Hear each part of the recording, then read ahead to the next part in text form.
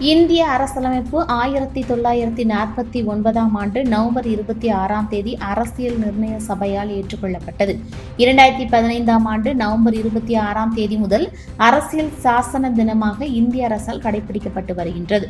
பாளை court முன்பு நெல்லை மத்திய மாவட்ட திமுக வழக்கறிஞர் அணி துணை அமைப்பாளர் KAA கந்தசாமி ஏற்பாட்டின் பேரில் மத்திய மாவட்ட வழக்கறிஞர் அணி அமைப்பாளர் காமித்தேவன் தலைமையில் உறுதிமொழி ஏற்பு நிகழ்ச்சி நடைபெற்றது. இதில் கிழக்கு மாவட்ட வழக்கறிஞர் அணி அமைப்பாளர் சூடாமணி, மூத்த வழக்கறிஞர் முத்துராமலிங்கம், வழக்கறிஞர்கள் ஹரி பாலகிருஷ்ணன், வினோத்குமார், மணிகண்டன், கார்த்திக், தம்பான், முத்துராமன், வில்சன், ராம்ராஜ், முருகக்குமார், உத்திரநாயகம், முகமது ஷா, ராஜா, ராமசாமி, சுந்தரராஜன், பத்மராஜ், மயில், ஜபசிங், தமிழ்ச்செல்வன், ஜோதிமுருகன், சங்கர் கணேஷ், அருள்ராஜா, முத்துராமன் மற்றும் பலரும் கலந்து கொண்டனர்.